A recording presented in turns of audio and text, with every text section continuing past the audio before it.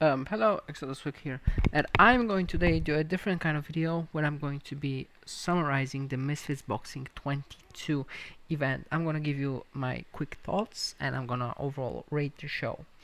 We're gonna go with the first fight, which is Sims versus Hopkins. I had Sims winning, and she won. In my opinion, Sims fundamentally for an amateur is decent. Um, and the Hopkins, well, great for her to actually step into the ring, okay, but she didn't show anything fundamentally good there. She was just dashing forward. The only flaw in Sims boxing, so I was defense, which was when she started getting punched, barely um, she barely reacted, and that is basically what I thought was bad. But yep, I've had her winning, and she won. Uh, Not a bad fight. I've seen worse women fight on Misfits. So, Ingram versus Singe. Ingram is a problem. Ingram is definitely good. The Singe guy wasn't bad. He had, I think, 13-8 professional record. But someone said 8-1 professional record, so I really don't know. The BoxRec website shows that he has 13 wins, 8 losses. But honestly, that body shot from Ingram was sickening. Genuinely sickening. And I also had him winning, and he delivered. Very good body shot. Sinch also shot some offense, and he showed some skill, so I would be open for him to return on Misfits. Not a bad fighter. Jade versus Harris. I had Carla Jade winning. On my scorecards, she was 38 to 37. That's how she won. And honestly, that was a bad fight. I mean, Jade being a champion and just throwing some random shots and showing lack of fundamentals. Harris apparently she fought before, or she was some kind of an athlete, and it was visible. She had cardio, she had some movement in the ring, but boxing wise, it was nothing special. So really kind of disappointed as well. Anderson versus Sequeira. I had Anderson winning, and my God, rightfully so. That uppercut and hook combination that eventually ended the fight. Holy, that was good. Anderson's a problem. He genuinely can be a good future boxing prospect, and he might be able to go for WBA or WBC title in the future in his weight class. Now, this is the fight where I had Ferrari winning, but I should have predicted that Ferrari will do what he did. So, I'm going to explain. I know Ferrari because I've watched him fight on Fame MMA, the Polish freak fight organization, and Ferrari wasn't really that good, but he was a good trash talker. He had some success in MMA ring, but in my opinion, he isn't as good as people portray him to be. So that was his problem. His cardio is still terrible. I don't know what the fuck he was doing since the Salt Puppy fight. His boxing skills still as terrible as I predicted them to be. Him just spamming overhand. That was just embarrassing, and he just quitting and giving up in round 4 because his cardio literally didn't allow him to continue. It was embarrassing. Well played for Pardesi. I mean, fundamentally, he wasn't the greatest, but he showed some courage. He started actually boxing smart, and he was trying to avoid Ferrari's hooks and overhands, and he managed to do it. So, fair play. Now the fight that had for some people questionable stoppage by medical because Narcon's lip was busted.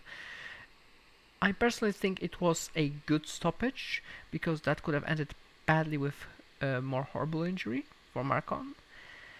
Uh, but I kind of wanted to see more. Maybe Marcon will be able to do something, but yeah, Demoro would probably win this fight relatively easily. Now this is the fight where I am going to say that that was a robbery. On my scorecards, the fight ended basically 95-95. So I had both fighters at 95. I thought that Mitchell took first 4 rounds easily, because Hemphill wasn't really active. He became active in the 5th round and onwards, but Mitchell managed to get one of the rounds in the meanwhile. And there's also one more thing. In 10th round, Mitchell was so gassed he couldn't function in the ring properly, and referee just didn't react to anything. Mitchell was purposely holding the ropes, preventing ref from separating them, which gave him extra seconds here now and then. In my opinion, he should have gotten -1 point deducted. So I got Hemphill winning, and Hemphill should have won. He should have won that. He was a better fighter. He kind of played smart. He waited for Mitchell to expand a lot of his energy, and then he started pushing forward. As Hemphill is 19-2, now he's 19-3, a professional boxer, and it was visible that he had experience because he started pushing in late rounds. Mitchell wasn't bad too. That was his first 10-rounder. The max amount of rounds he went previously was 6, and he did pretty well, but the 10th round was terrible for him because he was just gassed. He had barely any energy to act in the ring, and he fell out of the ring in the last 15 seconds. So in my opinion, that was a robbery. Yeah, I think Hemphill should have won, or there should have been at least draw. At least draw. There's no way Mitchell won more than 5 rounds. 6 rounds? That's too much. That's just too much. The referees on this event were horrible as well. Essex versus Numeiro. I've got Essex winning. He won, but now I'm going to say something. After fight, I thought it was a draw. So I gave 10-9 and then 9-10 in the first 2 rounds. Then it was 10-8 to Essex because of the standing 8, and then it was 8-10, and that was for Numeiro because Numeiro got the standing 8 on an opponent, of course. So Numeiro was counted in the 3rd, Essex was counted in the 4th. So in my opinion, that was 37-37. That, in my opinion, was a draw. Essex winning? We could argue, but I personally think that I think one judge gave him 39 to something, which was questionable because he got counted. He got standing 8 in the 4th round. So how the hell did he get 39? That would make no sense even if he won the other 3 rounds. But also, match of the night. Definitely, they both gave their heart out, 100%, went at it, and genuinely, in my opinion, that was match of the night. What a match. And now, I mean, there's nothing else to say. All I'm going to say is, how the heck can Spencer go for grapple or wrestle Dennis when it was literally the last thing he should have done? He went for a grapple on Dennis, who is very good in grappling, which he showed because it wasn't even 3 seconds and Spencer, after his attempt, was put in a guillotine. And that was it. 15-second fight. I don't get what was he thinking, but holy. Now, this is where I'm going to say we have kind of a robbery because I've had Salt Papi win, but I'm going to explain what the robbery was about. So, this is where it became controversial. Again, the referees were terrible, so I'm going to show you. Find more and more success with a lead right hand. This is where Salt was getting pampered by Tony. And then let's see. He's not reacting. And then he puts his gloves up. He starts finally defending himself. What was that stoppage? I'm sorry, but what was the stoppage? Let's see it again. He was getting hit, and then he put his gloves up, and most of the shots were not landing.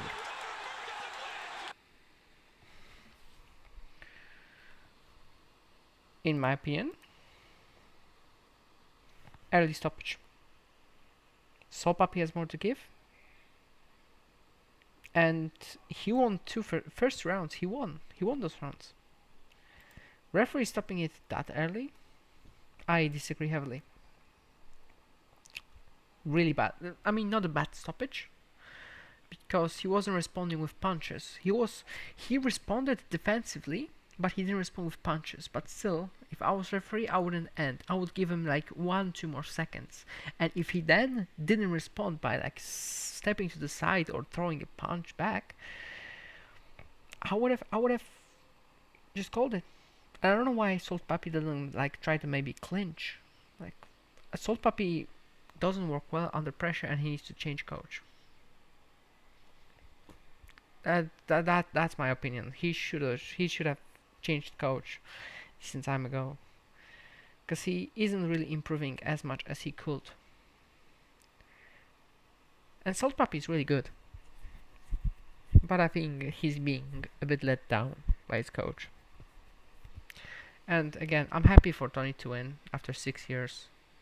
He finally won a fight. That was a boxing fight. He's now undefeated in boxing, but that was bittersweet. And let's move to the main event. Darren, the motherfucking Gorilla Till. Oh my god. I expected him to win, but I didn't expect that he would absolutely murder Rockhold in the ring. Holy crap. That was something. When I saw Rockhold laying down in the ring with his leg bent backwards, I genuinely was screaming, because that was insane. And by the way, I'll just add, why the fuck was referee counting? What was he counting? Was he counting the teeth remaining? Was he counting the lives taken off Rockhold's lifespan? I don't know what the fuck was he counting for. But anyway, my overall thoughts that the event it wasn't a bad event, but the referees genuinely made this event worse. And some fights lived up to the hype. Some fights were just there. The best fight of the evening, SF versus Numero, just because of them going genuinely warrior style. Knockout of the night, of course, it has to go to Darren Till.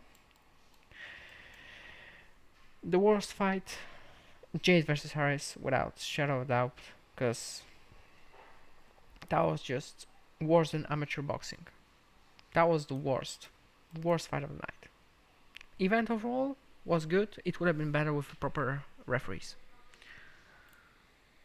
and maybe a little bit of a judging some fights that I have pointed out.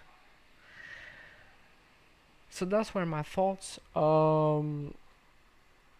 If you have different thoughts, you can leave a comment and explain your thoughts on some of my point of view that I have perceived in this video.